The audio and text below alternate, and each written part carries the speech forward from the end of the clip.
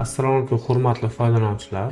Hozirda yangi ishlab chiqarilgan tutor.hemis.uz tizimida qanday qilib dostуп berish, bularga kim kiradi va qanday kiriladi, qayerdan dostуп beriladi, shular haqida gaplashib o'tamiz. Albatta bu tizimga kirish uchun birinchi navbatda Hemis axborot tizimida tegishli xodimga tegishli rol, ya'ni tutor roli va tutor lavozimi berilgan bo'lishi shart. Ana shunda mana bu tutor Hemis uziga kira oladi. Agar Hemis axborot tizimida kerakli xodimga tutor lavozimi va tutor roli berilmagan bo'lsa, bu xodimlar tutor Hemis tizimidan foydalana olishmaydi. Demak, ko'rib chiqamiz qanday qilib xodimga tutor lavozimi va tutor roli berish kerak bo'ladi. Buning uchun men hozir super admin roldan foydalanyapman. Bu super admin roli yoki kadrlar bo'limi rolida mavjud bo'ladi. Buning uchun xodimlar bazasidan kerakli xodimni topib olamiz va mana ustiga bosganimizda hozirda bo'm-bo'sh turibdi. Hech qaysi fakultetga tutor emas. Birinchi bo'lib ushbu xodimga qaysidir fakultetga tutor biriktirib, tutorlik lavozimini berishimiz kerak bo'ladi. Aytaylik, mana ustiga bosganda tutor lavozimi va amaliy matematika va internet texnologiyalar fakultetiga buni bu xodimimizni tutor sifatida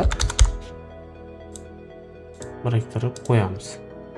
Mana saqlashni bosamiz va mana xodimlar bazasiga kirganimizda ushbu xodimning ish joylari soni 1, ya'ni lavozimini tutor bo'ldi. Mana bu xodimga tutor lavozim berildi.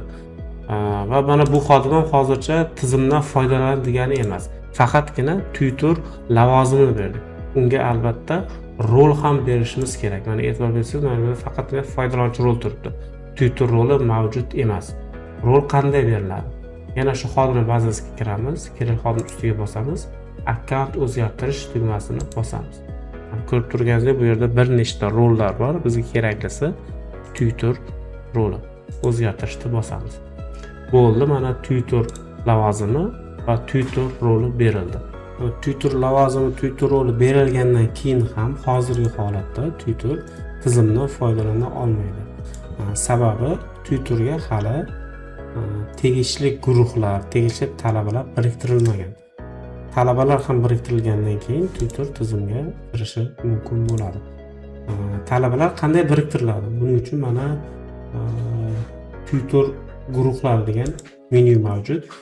Bu menyu office registratori, admin yoki dekan rolida mavjud. Va tegishli fakultetni tanlab, mana men tanlangan turibdi. Tegishli mana tutorimiz tanlaymiz. E'tibor bersak, mana bunda talabalar soni 0 turibdi.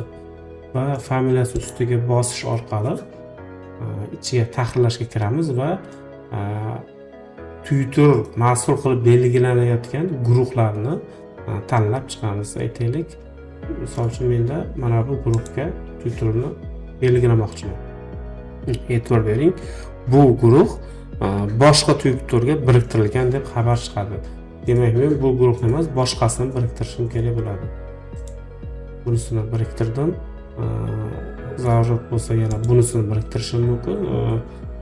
Nechta tutor nechta talaba biriktirish kerak bo'lsa, har bir guruhni mana shu yashil holatga o'tkazib chiqishimiz kerak bo'ladi. Va mana bu yerda e'tibor bering, qaytganimizda tutorga mana 29 ta talaba biriktirildi deb ko'rsatyapti tizim. Va mana bu yerda akademik guruhlarga kirganimizda ham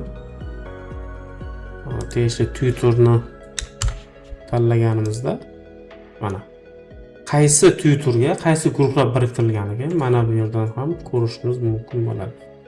Demak, mana tutorimizga 29 ta talaba biriktirildi, tutor roli berildi, tutor lavozimi berildi.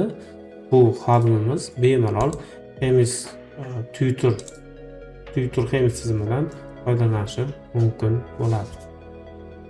Assalomu alaykum hurmatli foydalanuvchilar. Ushbu videoda sizga Tutor Games o'z platformasidan qanday foydalanish, tizimga kirish, asosiy bo'limlar bilan ishlash tartibini batafsil tushuntirib beraman. Avvalambor Tutor Games o'z saytining bosh sahifasi bilan tanishib chiqamiz.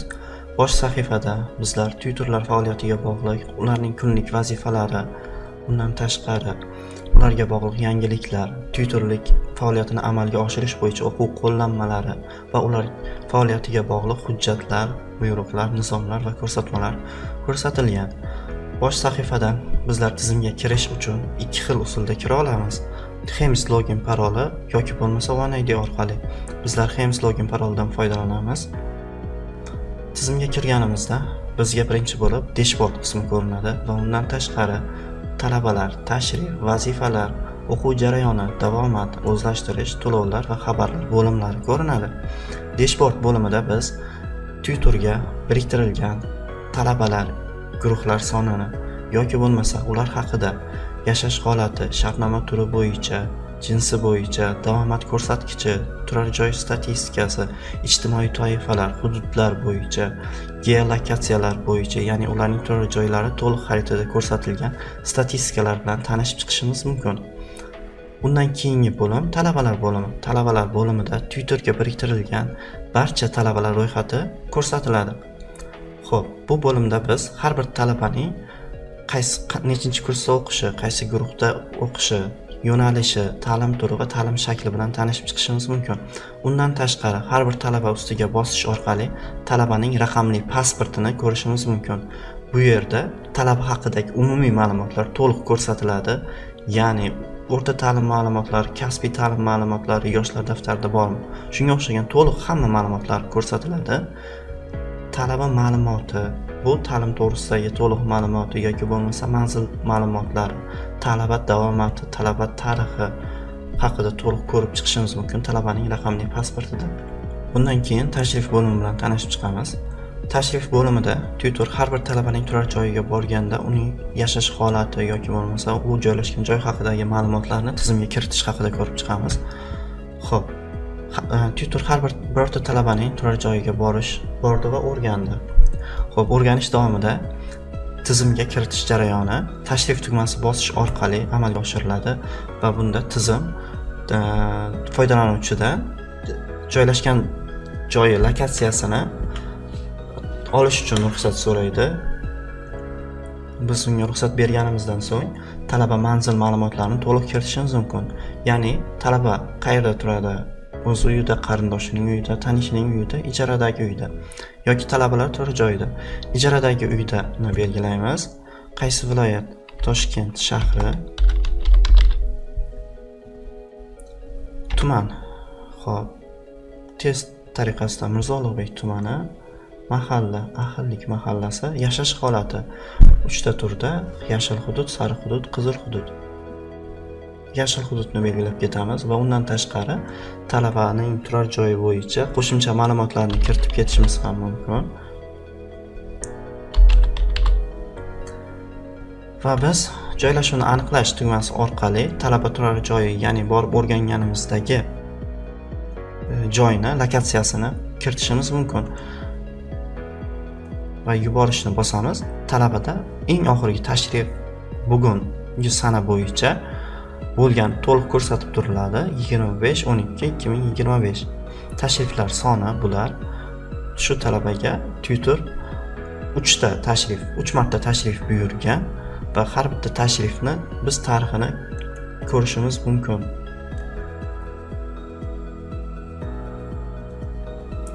Bundan keyingi bo'lim vazifalar bo'limi. Vazifalar bo'limida tutor har kunlik vazifalarni kiritishi, kunlik reja vazifalarini kiritishi va ularni bajarildi yoki bajarilmadi holatlarini belgilab ketishi mumkin. Bu bo'limda misol bugun uchun vazifa qo'shmoqchi bo'lsak, birorta vazifa nomini kiritamiz, tavsifi, bajarish muddati va ustuvorlik darajasi. Test 2 deb kiritib ketsak, misol uchun bajarish muddati bugun va qanday darajada: past, o'rta, yuqori darajada, o'rta darajada qilib kiritdik. Xo'p, kiritganimizdan so'ng bu vazifamiz ko'rinadi va kutilmoqda. Ya'ni hali bu bajarilishi kutilmoqda bo'lib turibdi. Agar biz bu narsa tugmani bosish orqali uni bajarilganligini belgilashimiz mumkin va undan tashqari vazifani bajarish uchun fayl yoki izoh kiritib ketishimiz ham mumkin. Bundan keyingi bo'lim o'quv jarayoni bo'limi. O'quv jarayoni bo'limida dars jadvali va nazorat jadvali bilan tanishib chiqishimiz mumkin. Ya'ni birorta fakultet, o'quv yili, guruh va semestr tanlash orqali o'sha guruhda bugungi dars jadvali bilan tanishib chiqishimiz yoki bo'lmasa guruhlar kesimida nazorat jadvali bilan to'liq ko'rishimiz mumkin. Davomat bo'limida fanlar davomati va umumiy davomatni ko'rishimiz mumkin. Ya'ni har bir talabaning semestr davomida necha soat dars qoldirganligini ko'rishimiz mumkin. Batafsil tugmasini bosish orqali to'liq tanishib chiqishimiz mumkin. Qaysi kunda necha soat sababli sababsiz dars qoldirganligi, fanlar kesimida ham buni ko'rishimiz mumkin. Qaysi fandan necha soat dars qoldirganligi. Fanlar davomati esa har bir fandan qoldirgan davomati, har bir talabaning har bir fandan qoldirgan dars soatini ko'rishimiz mumkin. Bundan keyingi bo'lim o'zlashtirish bo'limi. O'zlashtirish bo'limida har bir talabaning reyting qaydnomasi yoki akademik qarzdor talabalar va talabalarning JIPA ballarini to'liq ko'rib tanishib chiqishimiz mumkin. Va to'lovlar va xabarlar. Xabarlar bo'limida esa bizlar kiruvchi, chiquvchi qoralama xabarlarni yoki bo'lmasa xabar yaratib talaba yoki xodimlarga xabar jo'natishimiz mumkin. Xo'p, birorta xabar yaratish uchun masalan talabaga birorta guruh tanlanadi va qabul qiluvchi talabalar tanlanadi yoki bo'lmasa barchasini tugmasini bosish orqali ham barcha talabaga xabar yuborish mumkin. Shu guruhda joylashgan xabar sarlavhasi kiritiladi va xabar mazmuni to'liq kiritilib, xabar yuborish tugmasi orqali ularning barchasiga xabar yuborish mumkin. Bizning to'liq tizim haqida tayyorlagan qo'llanmamiz shundan iborat.